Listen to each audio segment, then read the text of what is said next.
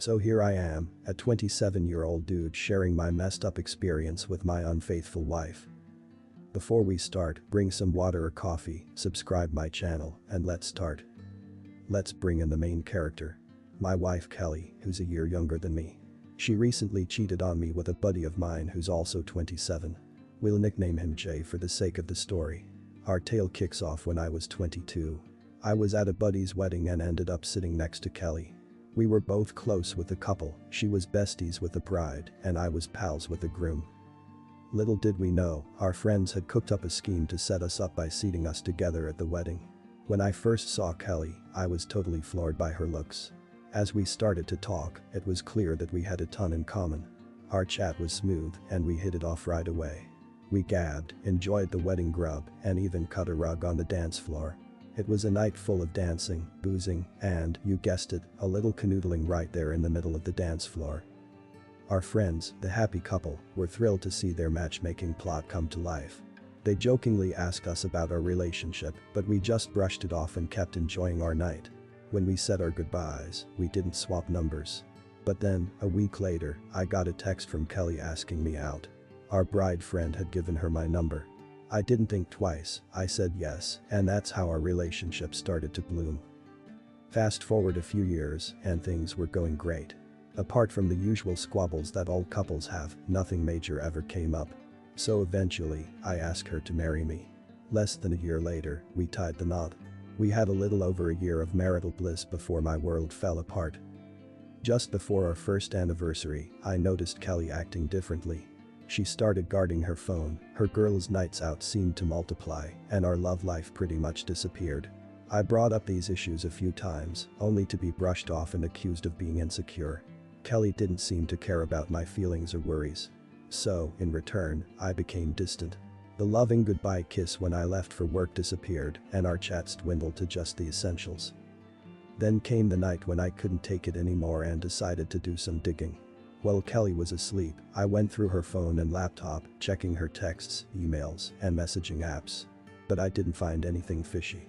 Having read tons of stories on here, I knew there was one more place to check. Her car.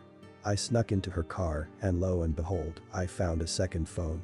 I knew right then what was happening, but I wanted to collect all the proof for when I confronted her. I didn't want her to brush it off, saying it was a one-time thing or some other baloney. I went through the phone, finding only one sketchy number. I read every text, hooked up the phone to my computer, and printed out every chat and picture. That night, I found myself looking up divorce attorneys in my home office. I spent hours checking out lawyer bios until I found one I liked. I shot him an email, but since it was a Saturday, I wasn't expecting a reply. My curiosity was through the roof. I wanted to know who the guy was, so I grabbed my phone, dialed the number I'd found, planning to pretend I was Spectrum. But as I dialed, Jay's contact popped up. I felt my world implode. I lost it, yelling and swearing in my office. My wife came in to see what was up. The second I saw her, I yelled at her to get out. I'd never raised my voice or sworn at her before. After that, I stayed locked in my office, silently seething and staring at the wall, needing a drink. I rang up a buddy from the wedding and asked if he'd meet me. He said yes, probably because he could tell something was off in my voice. Without me saying anything, I grabbed all the printouts and headed to the bar. I got there first and ordered 4 shots of Jack and a beer. When my friend, let's call him Tony, showed up, he found me finishing my last shot. When he asked what was up, I just blurted out that Kelly was cheating. He was the one who had introduced me to Jay, and all he could do was apologize over and over. Even though Jay and I weren't close, we were cool whenever we bumped into each other at parties. I made Tony swear not to tell anyone about this. I hadn't even talked to Kelly or a lawyer yet. If his wife asked about me, he was to say I was having issues at work. He agreed, and we drank and chatted for most of the night. Around 3 a.m., I called an Uber and headed home. When I got home, I saw Kelly asleep on the couch. Without saying a word, I went up to our bedroom and crashed. When I woke up, she was lying next to me. Not ready to confront her yet, I got dressed and left the house. I made a beeline for my office and drowned myself in work for the entire day. When I rolled in around 10 p.m., my wife was there waiting. She'd cooked dinner and asked if I wanted her to warm it up. I just said no and hit the sack. She followed me, asking what was eating at me. I told her to back off and that I needed some shut-eye, but she wouldn't let me be and kept prodding and trying to get my attention. Finally, I lost it and hollered at her to quit it and let me sleep. The next morning, I got an email from the attorney asking to meet up later that day. I confirmed the appointment and got ready to head out. When I came downstairs, I saw Kelly had whipped up breakfast and wanted to chat. I grabbed a little food and took a seat. She started off saying that I'd been off lately and went on about how I changed. She wanted to know what was up. I told her work was a bear and promised her it would be over soon. After I finished eating, I told her I had to bounce for work. I was watching the clock, waiting for my meeting with the attorney. The sit-down with the attorney went smoothly. I handed over all the proof I'd collected. The attorney told me, "Well, I'm sorry for the mess you're in, but I'm glad you've got all this evidence. You see, we're in a no-fault state, so your wife can't touch most of your dough." I was floored. I hadn't even considered that. I just wanted to get the divorce over with ASAP. I asked the attorney to make copies of the evidence, and he agreed. When I got home, I was ready to face Kelly, but she was MIA. I rang her a couple of times, but no answer, so I shot her a text. "I don't care if you're with Jay right now. Get back here. We need to hash things out." Sure enough, she called back in less than a minute, asking what I was on about. All I told her was to get back here now. She showed up 15 minutes later. "Interesting," I said. 15 minutes is about the time it takes to drive from here to Jay's. What a coincidence. She looked at me baffled. I gave her a minute to gather her thoughts, but she was too busy doing her best goldfish impression to respond. "Cat got your tongue?" I asked.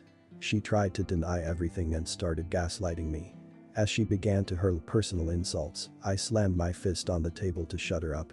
"Check out this mountain of proof I've got," I said, pulling out my stack of evidence. I showed her each printout one by one. She told me to stop and started to cry. She even tried to apologize and said she loved me. "Funny," I said. "You were so gung-ho about tearing me down and throwing insults just a minute ago. Where's that fire now?" She tried to hug me, sobbing about how sorry she was. I put up my hand, telling her to back off. She kept trying to get close, insisting she could fix things and she'd do anything for me, suggesting we take this to the bedroom. "You think we should move this to the bedroom? I'm never laying a finger on you again. And guess who else has these papers? My attorney. I'm divorcing you now. Grab a bag, pack your stuff, and get the hell out of my house." That was 3 days ago, and since then, I haven't heard a peep from her. Sorry for the long story. For those who have been in my position, what should I be ready for next? Thanks for being here with me. Hi, everyone. First off, a huge thank you to all of you who took the time to comment or send me messages. Your advice and kind words mean the world to me. Sorry if I haven't managed to respond to all your comments. I've been trying to keep up. After the first post, I was swamped with a ton of advice. Being the level-headed guy I try to be, I decided to take most of it. This morning was all about damage control. First on the agenda, scheduling a doctor's visit for an STD test. That's now set for 2 days from now. Next, I touch base with my support crew. My dad and a couple of close buddies. They've all been super supportive, offering their own 2 cents and even assistance. But since I've got this catastrophe pretty much under control, I kindly turned down their help. Then it was time to face her family. I shot a text to her folks, thanking them for welcoming me into their clan and for everything they'd done for me.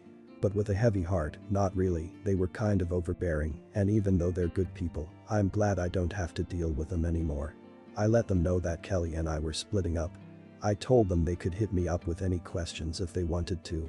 Next, I had to share the news with Kelly's sister. We had been close, and I knew this news would damage our friendship. I texted her, "Hey, I hate to text you this, but Kelly and I are getting a divorce. I wanted you to know from the get-go. You treated me like a brother, and I'll still be here if you ever need anything from me." Not long after, her parents got back to me. Here's how that chat went down. "Parents. We're really sorry to hear this. What's going on? Why hasn't Kelly told us anything?" Me. "Kelly's been having an affair for at least a year. I figured she might have clued you in." Parents. "We haven't heard a peep from her. We'll give her a ring. Are you certain about the affair?" Me. "I'm sure as hell. I found their texts." Parents. "We're really sorry. We'll try to reach out to her." After handling her family, it was time to tackle the big job of facing Jay's fiancée. I had this nagging feeling that Kelly and Jay might have cooked up some clever scheme to keep their secret under wraps. Either Kelly hadn't let the cat out of the bag about me knowing, or they're just boneheads. I texted her around 2 p.m, asking if we could grab a coffee. We met at some hipster coffee joint. As I choked down my terrible coffee, I said to her, "There's no sugarcoating this, so I'll just spit it out. Jay's been stepping out on you with my wife for over a year." She was clearly shocked, so I added, "I only discovered it a few days ago. I should have told you then, but I had a divorce to get rolling and my own pity party to throw." She asked how I found out, so I spilled the beans. That's in the first post. I asked if she wanted to see the proof I'd collected and pulled out a binder. She took the binder and skimmed the messages and pictures and just started to cry quietly. I told her she could take the binder. I even had extra copies in case she wanted to confront Jay or put his lying skills to the test. She thanked me, stood up, took the binder, and walked out. As she left, she looked totally crushed. Before she left, I made sure to let her know that if she needed anything from me, all she had to do was ask. Now, I know a bunch of you told me to stay on the wagon and keep a level head, but honestly, my world has just come crashing down. So, I've decided to take this week to wallow in self-pity on my back deck with some booze, cigars, and some blasting tunes. But don't sweat it. This pity party will wrap up when the week's done. I plan to quit feeling sorry for myself and get back to my regular routine. On a brighter note, I've already boxed up most of her stuff. Clothes, jewelry, you name it. I even did her a solid and tossed in our wedding album and every photo with her in it in the boxes. I've been told I'm a stand-up guy. If and when she decides to swing by for her stuff, I don't plan on playing the gracious host for any longer than I have to. And before your mind goes into overdrive, let me assure you that I didn't trash her clothes or anything. Okay, I might have smashed a few picture frames, but I mean, who's keeping score? As of right now, everything's pretty chill. I've done my part spreading the ugly truth about the affair to everyone who needed to know. My doctor's visit is scheduled, my attorney is working to get me out of this jam, and 90% of her stuff is neatly packed in boxes. If she keeps her distance, this might just be the smoothest divorce in the books. Update. So, here's the latest. Since the last update, I've been wallowing in my personal pity party, drinking, and more drinking. I'd say this is my first somewhat clear-headed moment since the bombshell dropped. The whole roller coaster of emotions has been tough to put into words, but numb probably hits the nail on the head. So, I mentioned that I'd clued everyone in on the situation. The only one who didn't respond was Kelly's sister, Wendy, who I've always been tight with. That very night, after a few more rounds, I blacked out on my back deck. A hodgepodge of bottles and beer cans kept me company. I woke up to the smell of breakfast cooking. My first thought was, oh great, Kelly's back and thinks a breakfast peace offering is her get-out-of-jail-free card. Gearing up for a shouting match, I was stunned to see it was Wendy.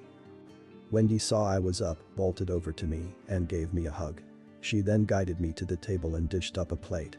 As I chowed down, she gave me her side of the story. Apparently, Kelly had shown up at her place, playing down our issues as a temporary hiccup.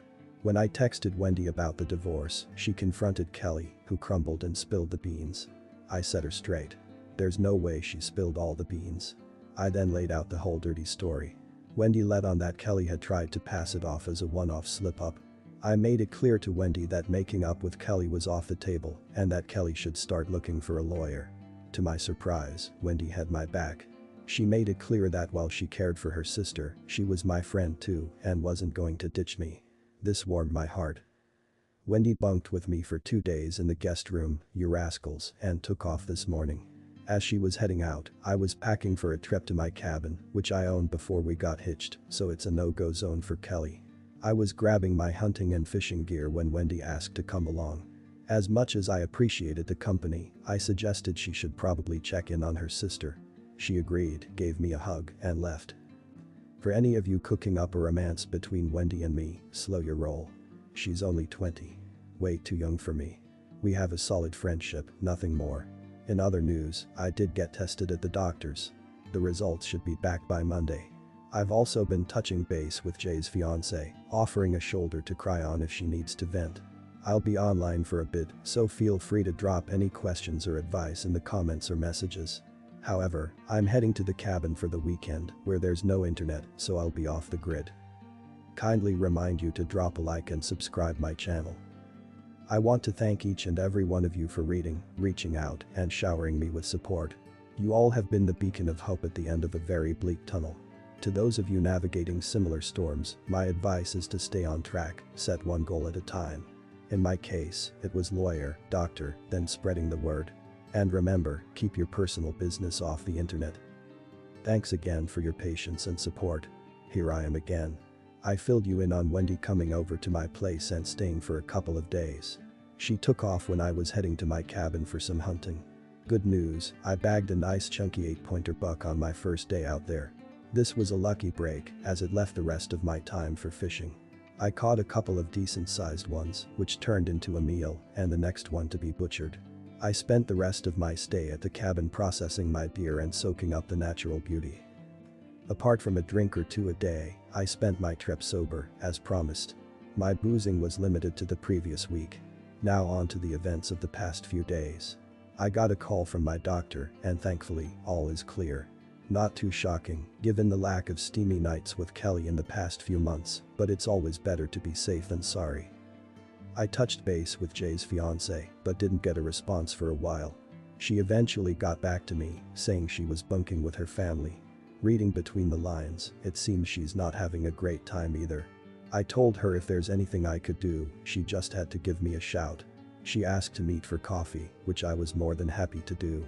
We met at the same offbeat hipster coffee joint the next day and chatted for about 2 hours. We hashed out everything about Kelly and me.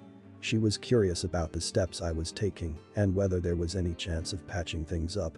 I made it clear that cheating was a deal breaker for me, given the selfishness and disrespect it takes to step out, let alone for a year.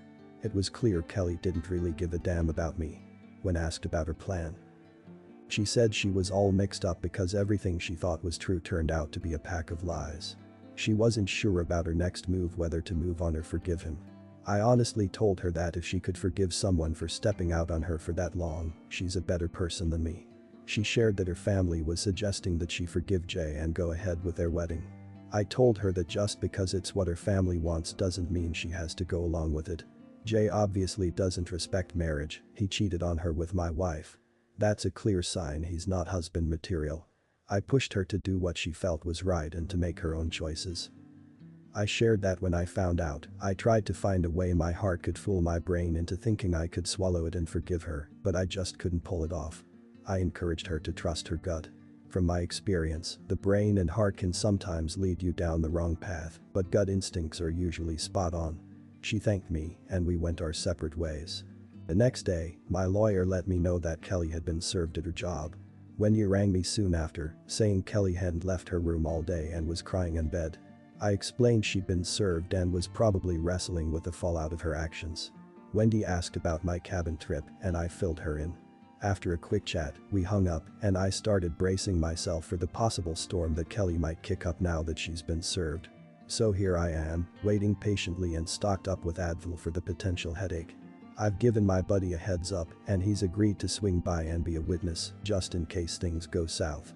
I'm currently writing this, waiting for Hurricane Kelly to potentially rip through my house. If or when she does, I'll update. Things have been a bit of a whirlwind since my last post. About an hour or so after my last post, I was on standby for Kelly to roll up at the house. Given everything that's gone down, I wasn't sure what to expect from her. I checked all the security cams around the house to make sure they were up and running, both inside and outside. I also gave my buddy a ring, letting him know that Kelly was served today, and if she pops up, he needs to hustle over as soon as he can. I wasn't about to end up in the slammer because of this woman. As it turns out, my caution was well-founded. Kelly rolled up at the house, pounding on the door and hollering to be let in. I immediately rang my buddy and Wendy to hustle over. She was swearing and pleading with me to let her in. All I could do was chuckle, wondering why she didn't just use her keys to get in.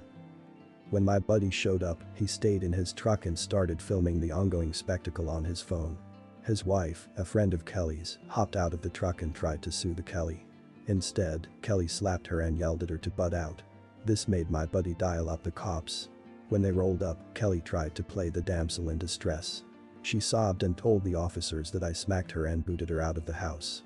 My buddy and his wife relayed what they saw when they got there, but since they didn't witness the initial event, they couldn't confirm or deny Kelly's claims. One of the officers came up to my door, and as soon as I opened it, Kelly pointed at me, claiming I smacked her and demanded they cuff me. I was being slapped in cuffs when I insisted that I could prove her fibs. The officer let me show him the footage from the outdoor cams. After checking out the video, the officer apologized for jumping the gun and assuming I was the bad guy. I told him I didn't hold it against him. Apparently, during Kelly's tirade, she screamed out, "He slapped me," leading my neighbors to ring up the cops too, causing the officers to form their judgment even before showing up. After wrangling with the cops for about half an hour, Kelly was finally cuffed and slapped with charges of disturbing the peace, public intoxication, and a DUI. As the police were leading Kelly to their cruiser, Wendy rolled up. She asked me what went down, so I showed her the video of the whole fiasco on my phone. An officer came up to me, handing me the case number and some other paperwork. Wendy started firing off questions about the charges, so I just ducked back inside. Wendy followed me in shortly after and plopped down next to me. She explained that she had only left her house for 10 minutes to make a quick run to the store. When she got back, Kelly was nowhere to be seen in the living room. She figured Kelly had hit the hay after one too many glasses of wine. Wendy and I chatted for a bit. She asked if she could crash the night, and I told her she was welcome anytime. Wendy let me know that Kelly had to spend the night in the slammer. I'm not sure why, but she could be bailed out in the morning. After I had ducked back inside, Wendy rang up her parents to fill them in on what was going down and to see if they could bail Kelly out since Wendy didn't have the dough. We had a beer and went to bed. The next morning, Wendy had already left to meet her parents. I haven't heard from Kelly, Wendy, or their parents since then, but I can only imagine that they're not having a fun chat. I haven't heard from Kelly since that fiasco, but her lawyer contacted mine indicating that he'll be representing her legally. Finally, we can get the ball rolling on the legal proceedings. Also, I contacted Jay's fiancée to see if there were any new developments on her end. We exchanged a few texts and she let me know that she had kicked Jay out of her house. Her dad and brother packed up all his stuff and took it to his place. She confided that, while her dad and brother were itching to give Jay a piece of their mind, she asked them to hold off. She wants to put this mess behind her and move on. She appreciated me checking in on her and assured me that her tight-knit group of friends were there to back her up.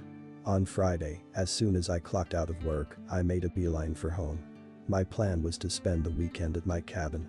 When I pulled up, Wendy was in my driveway. She wanted to gather her sister's stuff and had a laundry list of items that Kelly expected to be returned. Almost all of the items were already boxed up or stashed in my garage waiting to be picked up. I made it clear to her that I wouldn't be responsible for any accusations of damage to Kelly's stuff. Instead, I offered to pay for a moving company to come pack and haul all her things. This was mainly because I was cabin bound and didn't have the bandwidth to deal with Kelly's drama. Wendy was on board with this and wished me a good trip. She grabbed a box of Kelly's clothes and loaded them into her car. Before she took off, she asked if she could tag along on my cabin trip, to which I responded with a resounding yes. The weekend at the cabin was a blast. The last time I was there, I realized what a gem that place was, with its stunning vistas and total isolation. It provided a peaceful sanctuary where one could truly unwind. On Monday, I rang up a moving company, and by Tuesday, 3 burly guys with a massive truck showed up and began loading up Kelly's stuff. I meticulously documented and snapped photos of each item as they were being packed and loaded. I thanked the movers for their patience and slipped each of them an extra $50. I sent all the photos and recordings to my lawyer and carried on with my day. The house feels bare but tidy without all of Kelly's clutter. My lawyer cautioned me not to toss anything that could be deemed shared property, so I relocated most of the furniture to a storage unit. I've been crashing in the guest room since she took off, and only now have I started shopping for new furniture. Most of it will probably end up in the garage now that I've got the room. Despite it all, I don't see myself holding on to the house, even if I get it in the divorce, as it's now a minefield of bitter memories. Thanks for sticking around. Hey gang, here's the latest scoop. A few days after the movers hauled off Kelly's stuff, my lawyer received some legal documents. Apparently, I had somehow wrecked her belongings, and she was demanding that I cough up $1,500, threatening to drag me to court if I didn't. Unfazed, my lawyer quickly shot back at her lawyer with all the videos and photos, asking where these alleged damages were. According to him, this situation just further exposes her erratic behavior to the judge, and while it might be a pain now, it will serve as solid evidence in court. It seems her lawyer wasn't quite ready for the level of thoroughness I bring to the table. I mean, I've documented and photographed everything since I unearthed my wife's infidelity. For some reason, I found myself gravitating towards this page. I read the nightmare stories about what some people's ex-spouses did to them, and I was hell-bent on not becoming another cautionary tale. I've steeled myself for just about any allegation she could hurl at me. At this point, there's little she could pull that would shock me. Kelly has been calling me about every other day, but like a guy dodging a sales call, I never answer. If she leaves a voicemail, I don't even bother giving it a listen. I just forward it straight to my lawyer. Every time I send something to my lawyer, he has a good laugh and tells me, "You're a lawyer's dream. You follow every piece of advice to the letter, and you've amassed a heap of evidence all by yourself. I've never had a client who's been so on the ball."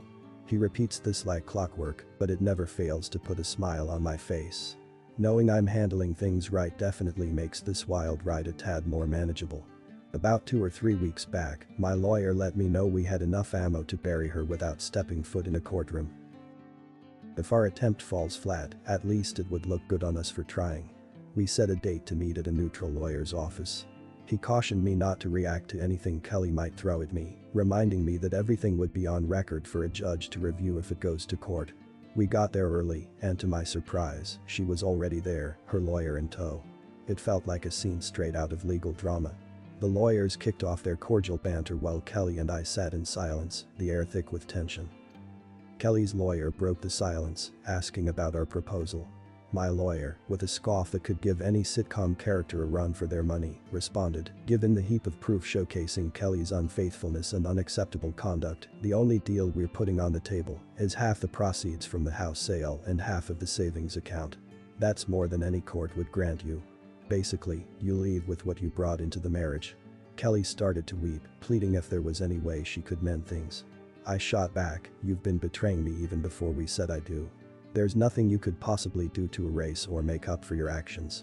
Sign the papers. It's more than you deserve, and I want to put an end to this whole charade you've spun." She excused herself to the ladies' room, likely to pull herself together. When she came back, still with teary eyes, she signed the papers and left shortly after.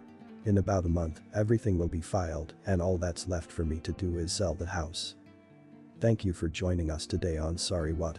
Like and subscribe and hit that notification bell so you don't miss out on our